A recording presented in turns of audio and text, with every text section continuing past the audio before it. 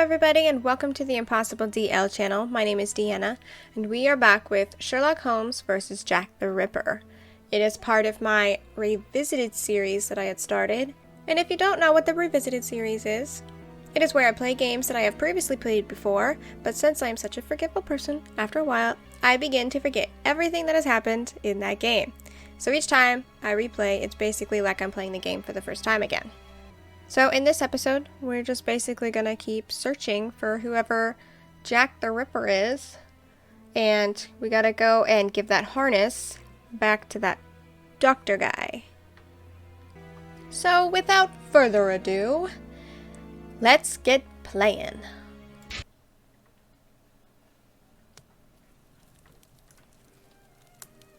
Okay. Trying to remember. Who are we? Oh, I can't remember all the buttons. Oh, okay. E to pull this up. Oh, that's right. We picked up that pill. I completely forgot about that. Who are we playing as? Can't remember. Darn it. Holmes examined the broken jar that belonged to Finley's tenant. I wonder what this substance is. I don't recognize the odor. Formalin, Watson. This jar contained formalin. Interesting, don't you think? I've been waiting for something for days. Just the tiniest bit of news that would make sense of this whole matter. But there's nothing, neither from the press nor the police. Unless Inspector Aberline is holding on to some information without realizing its importance, which is quite possible.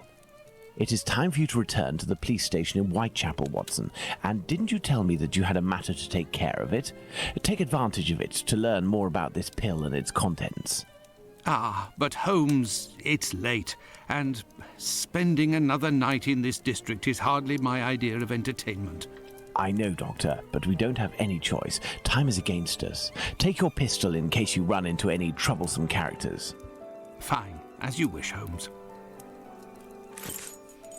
Okay, so he said go to the police station, right? I got distracted again. I wasn't paying attention. Let's just go to the police station.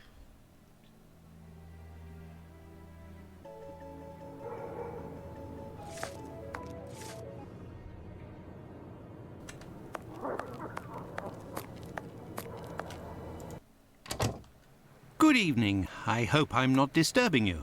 Not at all, Doctor. This man, Mr. Richardson, is a witness to the horrid affair at 29 Hanbury Street. A witness? The murder of Annie Chapman. We are discussing the relevance of his testimony. Okay. You're probably not in a position to discuss it with me, but I would like to know more about what you call the relevance of this young man's testimony. Oh, there's no secrecy. It's simply that the testimony given by Mr. Richardson doesn't match the time of death given by the coroner, Dr. Phillips. What was the time of death, according to him? Before 4:30 in the morning. My conclusions were the same. Were there any other conflicting testimonies?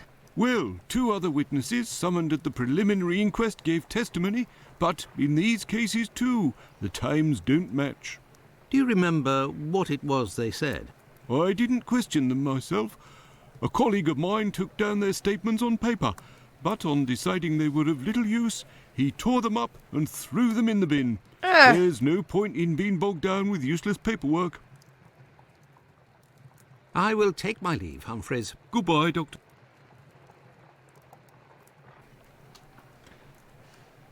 So they tore him up and threw them in the there it is. Here are the ripped statements. I can piece them together again. Okay. How do you rotate?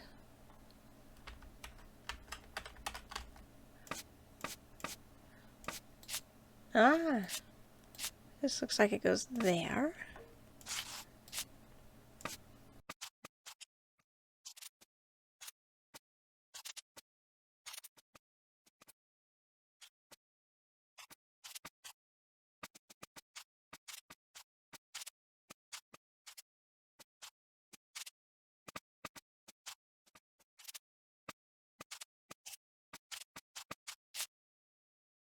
There, all done. Holmes couldn't have done better himself.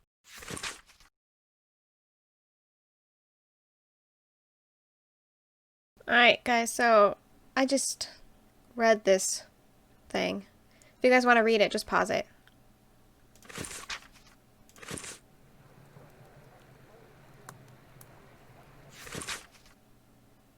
What?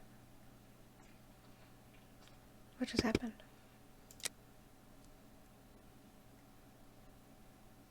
Okay. An old report on arrests that took place a few years earlier.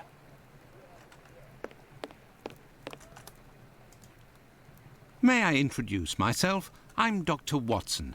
I am... You wouldn't be the chap what writes the detective stories in that there paper? Well, yes, indeed, my stories have been published in the Strand. Go blimey, wanna tell me old mum? It would seem your testimony is the subject of some debate. Could you tell me what it was about? They'll be telling I'm a bit befuddled about the times that I told them. But it can't be so.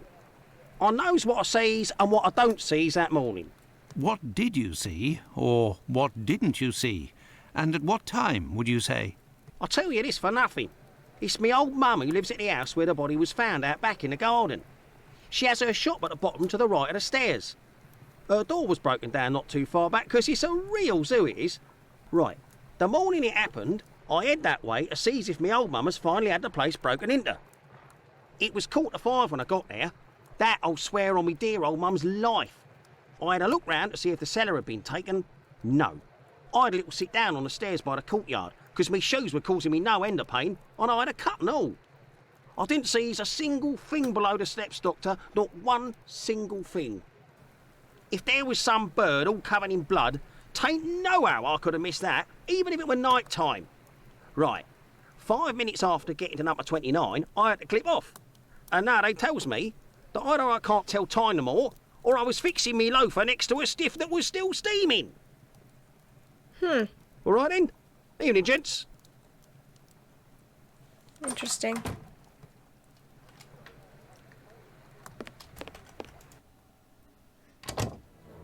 Okay, let's go to the doctor's office.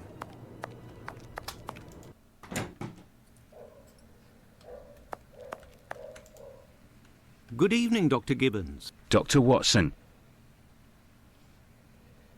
Did you keep the cane we spoke of last time? I was going to sell it tomorrow, would you believe, having not heard word.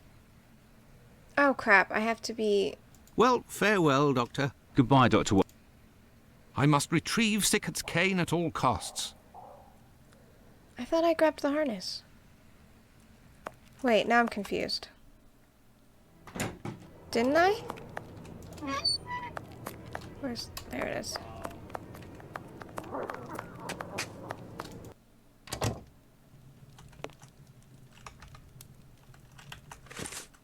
Wait, let me check first. Okay. I'm confused. Good evening, Mr. Solomonovich. Good evening, Doctor. What a pleasure to see you again. Have you finished converting the harnesses? Yes, Oh. just now. I got a little behind because of all the commotion. Okay, now I have it. Commotion? Don't you start. 3 days ago, the very afternoon that you passed by, there was a chase throughout the neighborhood. Hundreds of people were chasing one man, claiming he was responsible for the murders these last few days. Schmonz! It was awful. I hope those maniacs didn't catch him. Better the police should. Tell me, did John Pizer turn himself in to the police? Things unfolded as they should. Look in the newspaper, the Daily News from today. Farewell, Isaac. Goodbye, Doctor. Alright guys, I'm gonna skim it, so if you want to read it, go ahead and pause.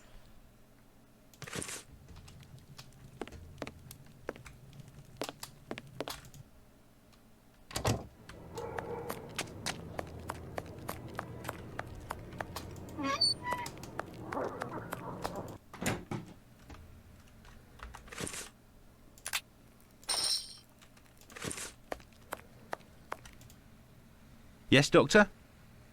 Here are your harnesses, Doctor. They are top quality, I'd say. Definitely worth the price of this walking stick. Here, It's yours.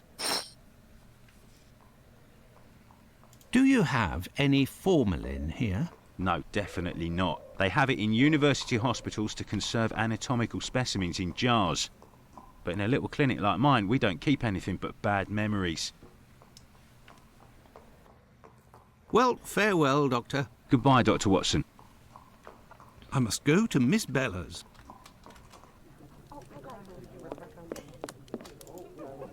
Good evening, ma'am. Your door was open. Isn't that a little dangerous? Hello, Doctor. Don't worry if the looks of anyone who enters doesn't please me. Me and my pistol know how to convince them to leave.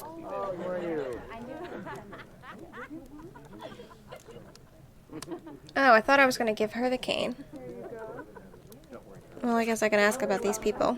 Do you happen to know Annie Chapman, the poor woman who was killed 3 days ago? Dark Annie? Like all the drifters in the area, I've seen her once or twice. With respect to the dead, Annie really was the bottom of the barrel. What do you mean?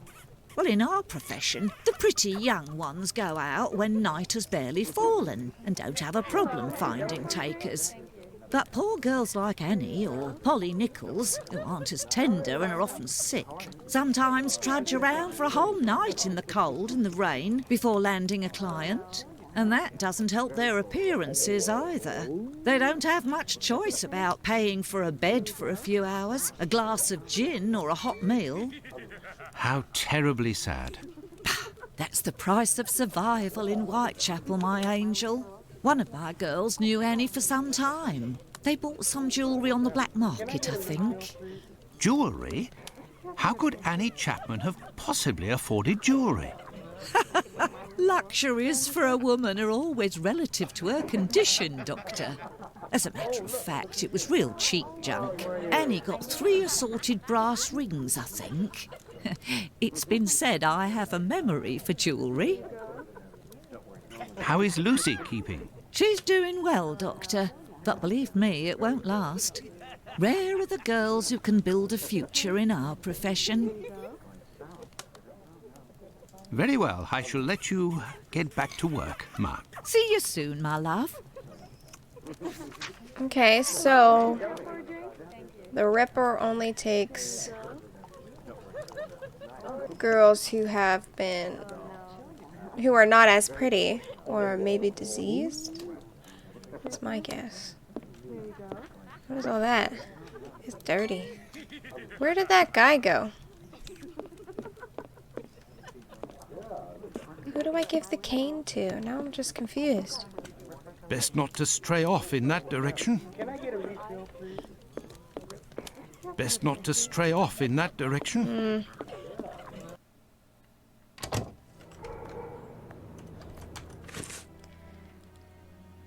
How do I give the guy his cane back? This guy.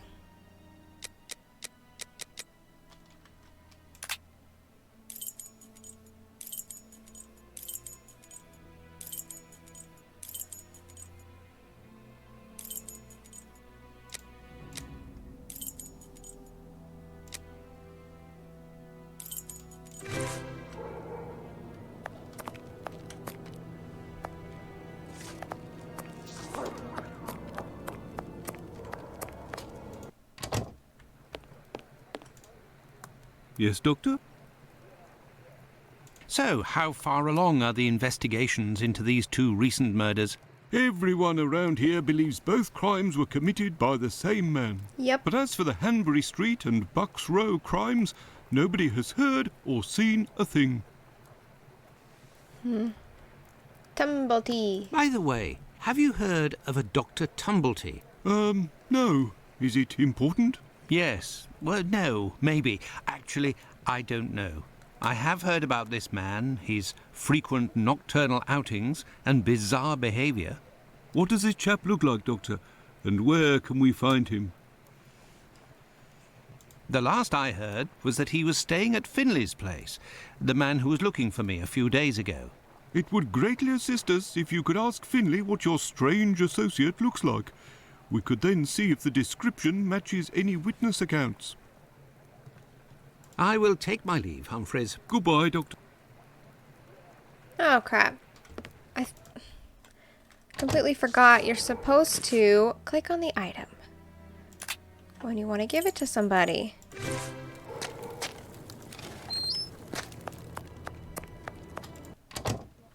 Okay, let's try this again. Click the cane. Resume. You're still there, Doctor? There we go. I found the cane that was stolen from your client. Here it is. Doctor, you are a real saint, I can see that. I'll finally be able to present my bill to this damned painter. If by chance you see him, tell him that a little surprise awaits him here. Oh, now I can ask her about Tumblety?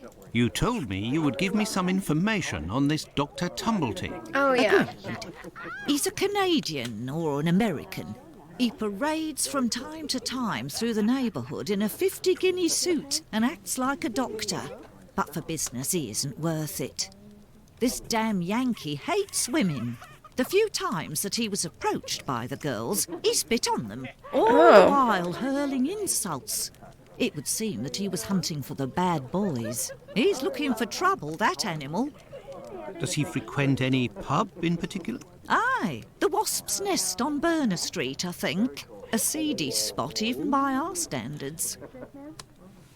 Okay. Very well. I shall let you get back to work, Mark. See you soon, my love. Crap, we never asked the doctor about the pill because I never clicked on it. Ugh. Okay, back to the clinic.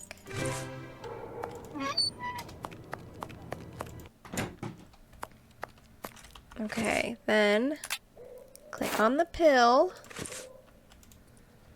Yes, Doctor?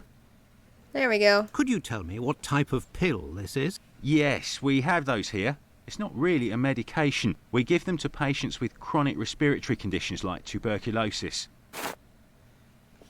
Did you have a patient by the name of Annie Chapman, the woman killed 3 days ago? Indeed. She came in the morning of her death. Poor woman. Did you give her these pills? Yes, now that I think of it. She actually came in twice. The first time I gave her an almost empty container without making her pay. She came back during the day and said she dropped the container and stepped on the pills. She wanted to know if I could give her more again without paying. I refused. After she left, a patient who was there told me that he lives at the same place and confided that she had been lying. He saw the pills fall in the tenement's communal kitchen, but the woman immediately wrapped them up in a piece of paper. Where did this paper come from? According to this man, she'd found it near the chimney in the kitchen. Anyone could have thrown that paper there. That envelope can't have anything to do with the murder. Pardon, Doctor? Nothing. I was just talking to myself. Well, farewell, Doctor. Goodbye, Dr. Watson. Okay, so now we should go find this pub. I have already forgotten the name.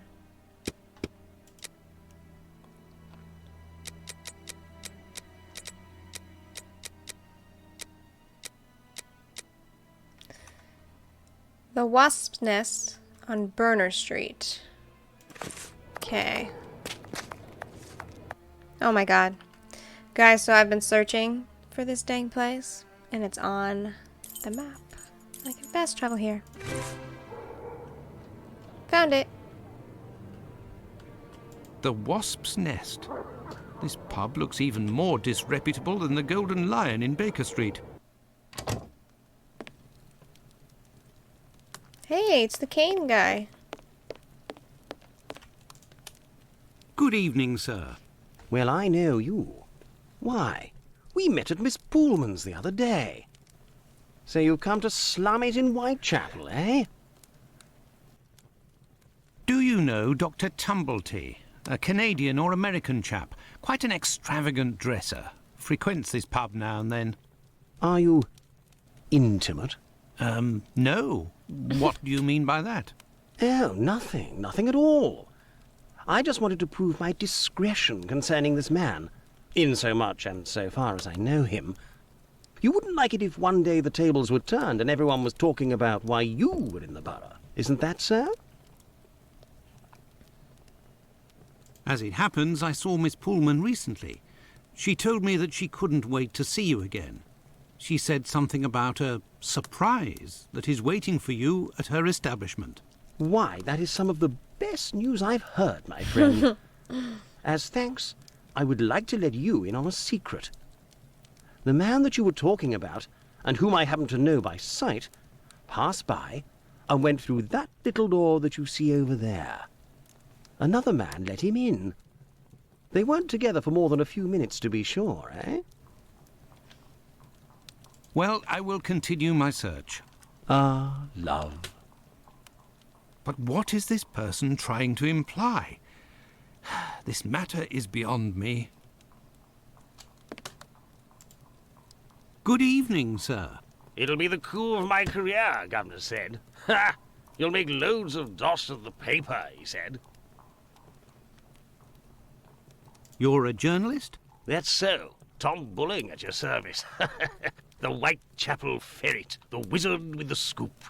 You don't appear to be in a state to write anything, my friend. You're mistaken. Whiskey passes through the blood and turns into ink. Simple. You see, mugs and inkwells are all the same. Don't you think you should settle your tab and go home? My red ink? Where's my red ink? I won't even pay half a halfpenny if they don't return my red ink. It's my blood you hear.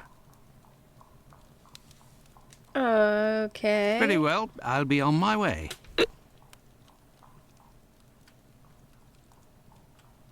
Oi, what'll it be to drink, Gav?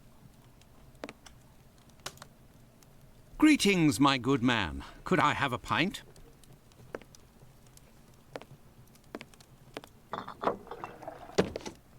Here, Gov. I've been told that Dr. Tumblety might be found around here. Is that so? I don't do a roll call of all the drunkards here. I've got my hands full just making sure I get their money. Don't people pay when they order? Nah, look at that little scribbler there. Completely dead drunk. Tonight's tally is about as long as his arm. If he skips out, I'll be in for a guinea almost. Goodbye, my friend. Oi, that's it. Okay.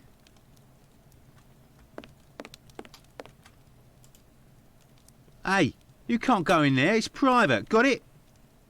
Sorry. This is the sink where the barmaid puts the glasses to soak. Look, red ink. What's that doing here? The bottle is closed. There must still be some ink inside, and it looks like a glass. The barmaid must have put ink into the sink by mistake. Right. Do I get in your way? Me? Sorry. If you'll excuse me, sir.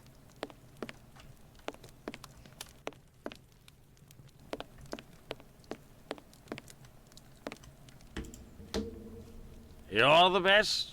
The boss told me. My red ink. Well, where's she be?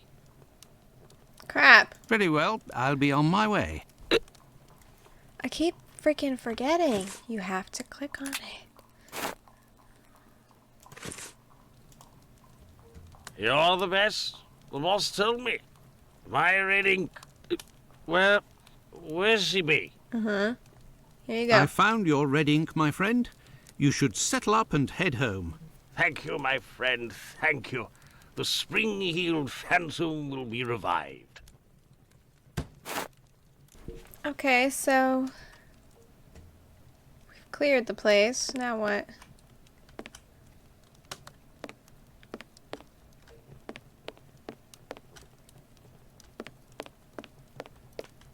Oi, what'll it be to drink, Gav? Gav? What's behind that locked door over there? Can I go in? Not likely. And let me be unless you're wanting a drink. Got it? Here you go. It's on the journalist, my friend. I owe you one. The next one is on me. What'll it be? Nothing, thanks. But I may need your help. Listen, my friend. I would like you to let me in the door over there. You're a bobby. A peeler? Absolutely not, my friend. I am a doctor. Fine. I owe you this at least. There's a bloke behind that door there. No pity Bluto. Let's just say he wants to lay low for a moment. So I don't think he'll be opening the door just now. Unless... Tell him you have word from Squibby. That'll open the door. But who can say what'll happen when the door closes? Word Goodbye, from my friend. Squibby. That's it. Okay. Let me in. I have news from Squibby. But stay calm. And who are you? Where's Squibby? He's out. To be honest, I don't actually know this Squibby chap. I was actually wondering if you knew Dr. Tumblety, a Canadian or American fellow. He came in... Sure we know him. Excellent. Can you... You know about gas? I'm afraid not. I am a doctor. Then I ain't interested. You can be leaving now. But if I find out who snitched to the peelers, I'll find you. Got it? But I can pay you for... Keep your coins for the paupers, or one of the gas boys who ain't afraid of nothing and knows how to hold his tongue. You bring him to me. I'll meet with you. So I have to find someone named Squibby now?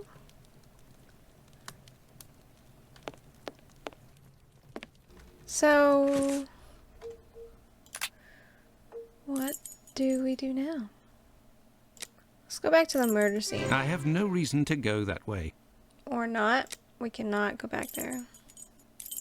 Boarding house? Oh, yeah. Oh! There's a strong smell of gas. It seems to be coming from the abandoned building.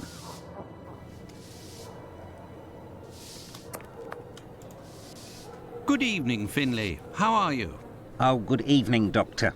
So. And you? It smells of gas here. You might say, Doctor. Without wanting to speak ill of the force, I have to wonder if the police are up to something. What do you mean? Well, I was outside yesterday evening when the light went out at my place, and a gas smell came from the abandoned building across from my place. And a minute later, the police arrived and were snooping all around like it was them who hit the gas before arriving. Have things sorted themselves out with your strange tenant? Don't talk about it, Doctor. That man is truly bizarre. He goes to the most sordid locations once night falls. 3 days ago, my wife told me she saw him come in with blood-stained clothes and a fearsome look. Oh, it's totally him. Interesting. What does he look like, and how old is he? Oh, he's my age, give or take, so the other side of 50. He's always dressed in a striking manner, with an American hat. He's big, close to 5'11", I'd say. He has a strange voice, not just his accent, see, his voice. Very well. Goodbye for now, Finlay. Goodbye, Doctor. Now then, let's go to the police station.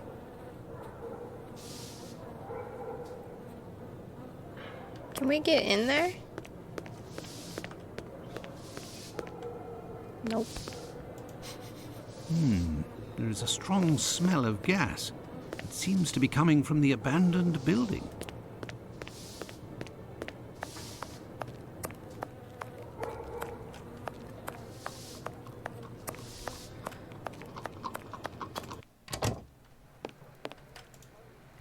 Yes, Doctor. Tumblety is a man around 5'11", about 55 years old, extravagantly dressed and with a rather distinctive voice. He boards at Finlay's. You should know where that is, as the police were there only yesterday. Their arrival coincided with a strange gas leak. Ah, yes, I know where you mean. Indeed, there was an odd affair with the gas. It was rather unsettling. We were searching for a well-known scoundrel who was ratted out by Squibby, the chap we followed and saved from the pack a few days ago.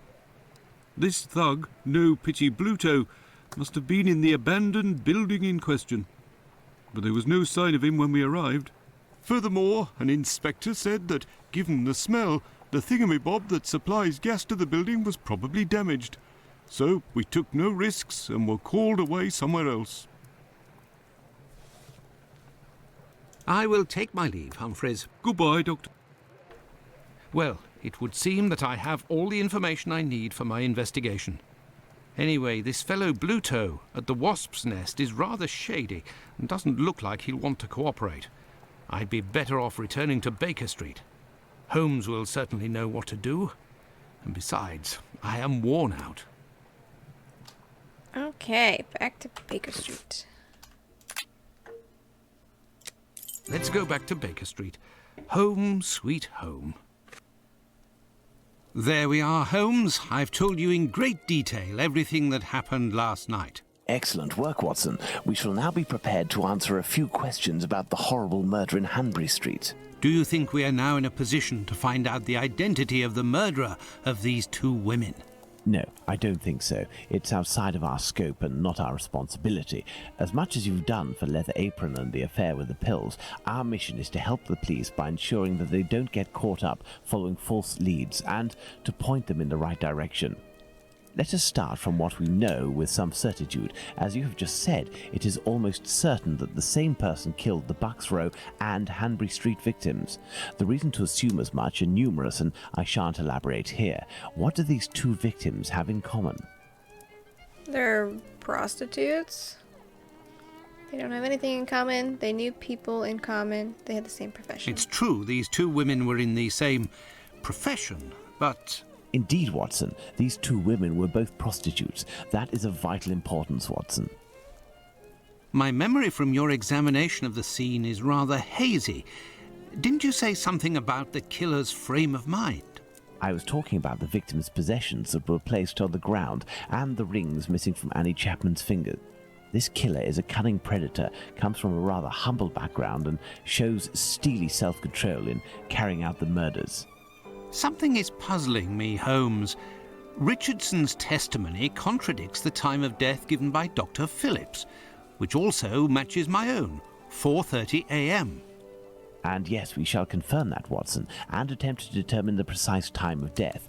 In order to do that, we will need to place everyone involved on a timeline. Only after that will we be able to place the knife symbolizing our killer. Let's look at our timeline, Watson.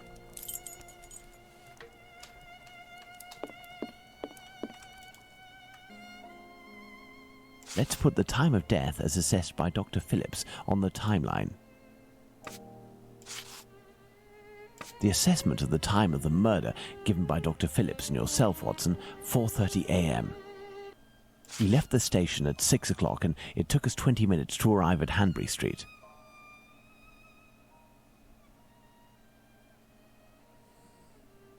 Our arrival at the scene occurred at around 6:20. Given the distance separating the two locations, we can deduce that the corpse wasn't discovered after 6 o'clock, and therefore that the murder must have been committed before.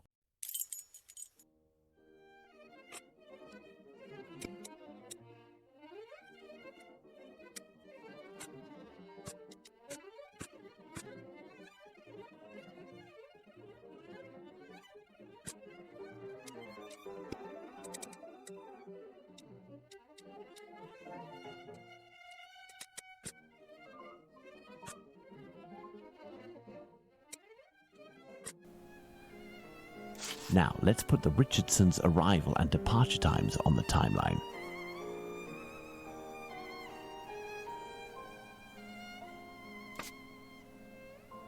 Okay.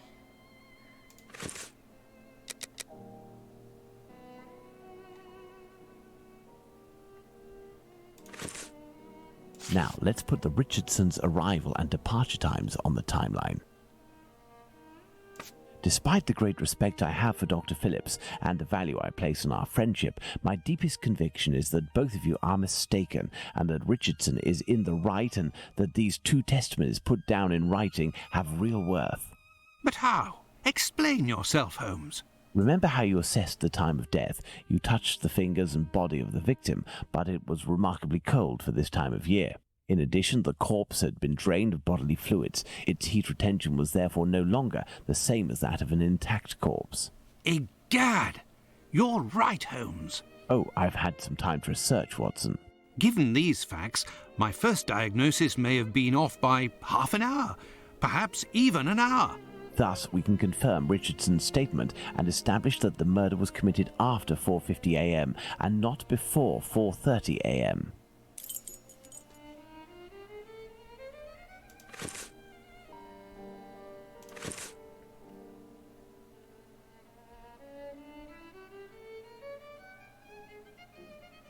Our next witness is Albert Kadosh. I believe it said 5:20. Albert Kadosh goes down into his garden at approximately 5:20, and on re-entering his home, hears voices in number 29's garden.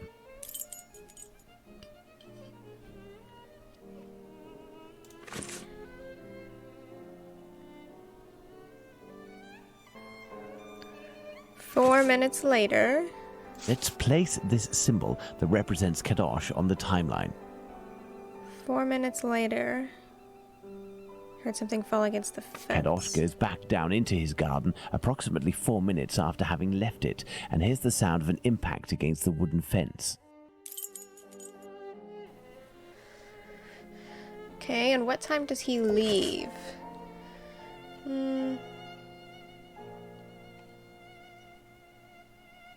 He then departed for work, 5:32.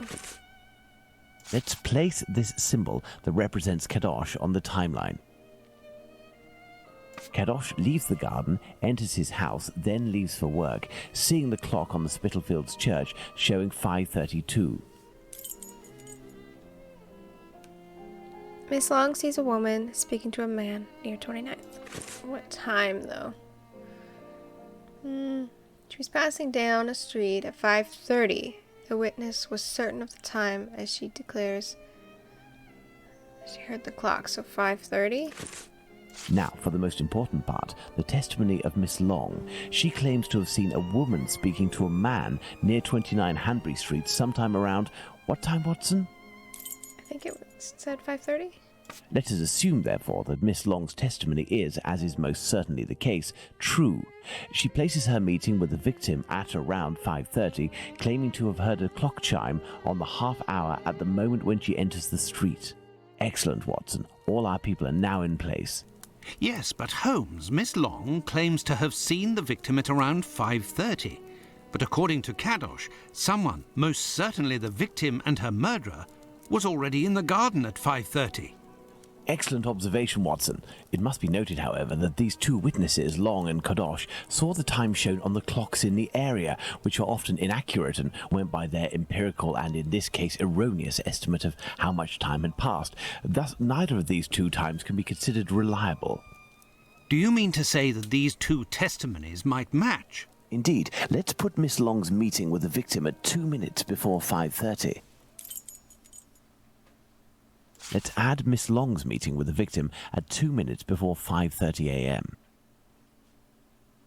Mr. Kadosh claims to have passed by the Spitalfields church at 5:32, which, given the distance from 27 Hanbury Street, would mean he was still at home at 5:31. Let's therefore put the end of his testimony at 5:31. Miss Long heard the man say to the victim, "Will you?" To which the victim responded, "Yes," which would suggest that an agreement was reached and that the transaction was imminent. They then proceeded to enter the garden, which puts the voices heard by Kadosh at 5:29.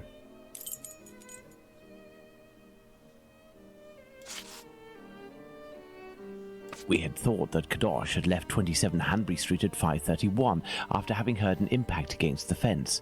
Thus, 2 minutes passed between the moment when Kadosh entered the house after having been in the garden the first time and the moment when he returns to go out again and leave for work. How long did he estimate this interval to be? 3 to 4 minutes. In light of all this, Watson, we can finally establish the time of Chapman's murder. Now, place the knife at the exact time. 5:30. Now then, taking into account that the local clock isn't exact and that a young man was off by a minute or two in his estimations of his comings and goings, we can confirm Miss Long's testimony and place the time of the crime at approximately 5:30. But in that case, Holmes, the man that Miss Long saw is none other than... That's right, Watson. It was the Whitechapel killer. To think that Miss Long and Kadosh were only a few feet away from him. Indeed, Watson. Had Miss Long passed just a little closer to the victim and her assassin, or had the young Kadosh popped his head over the fence out of curiosity, the killer would most certainly already be behind bars.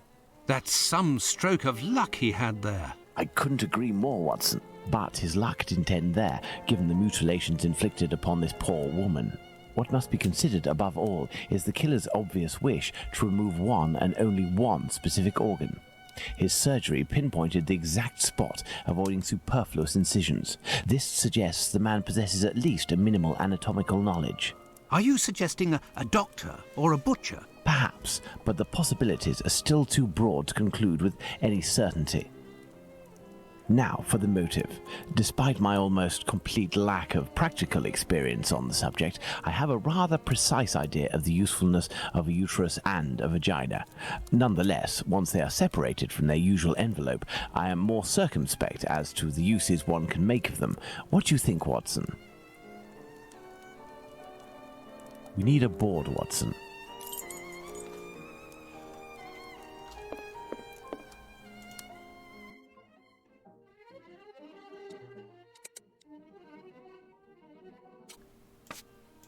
A desire for some sort of morbid trophy. I'd be inclined to dismiss this motive. If this were the case, why would nothing have been removed from the Bucks Row victim? Money, quite simply. Even if this motive seems incongruous, we're in no position to deny or affirm it until we know whether a market for human organs exists. In the medical university environment, students easily have access to a number of specimens. Yeah. Perhaps it was intended as a study specimen. I have little faith in that theory. Hardly anything was taken from the Bucks Row victim. No indication would suggest any type of ritual. Black magic? Watson, this line of investigation is far too vague. We don't have a single clue in support of such a motive. We can eliminate this hypothesis. Dementia can push men to commit incredible vile acts. Holmes, what if it was cannibalism? Even if the idea is unbearable, we can't ignore it as a possibility.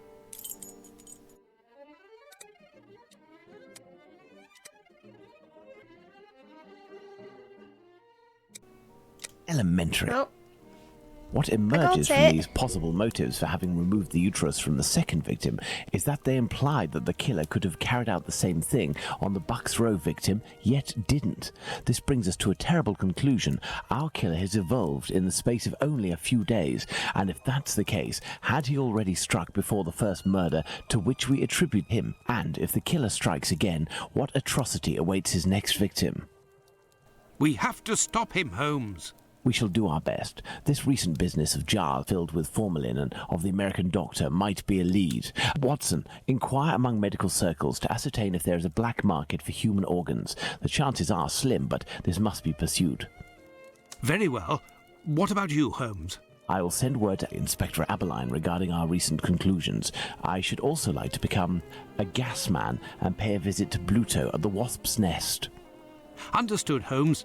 I think one of my old university colleagues who works at the London hospital will be able to help me. I shall write him a note at once. He should be able to see me during the day. Afterwards, shall we meet here? Yes, Watson. See you later, and good luck.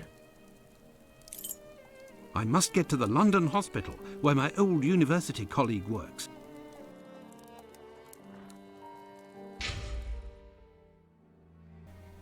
Okay, everyone. I think this is a good stopping point for this episode of Sherlock Holmes vs. Jack the Ripper.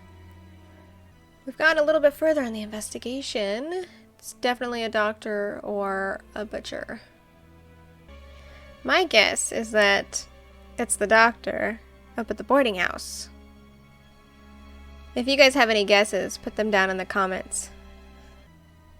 Like, I feel like we basically already know who it is. We just don't have the evidence, you know? I don't know. If you guys like this game, this series, this video, leave a like, comment, maybe subscribe. And I hope you all have a wonderful and beautiful rest of your day. I'll see you in the next episode. Bye!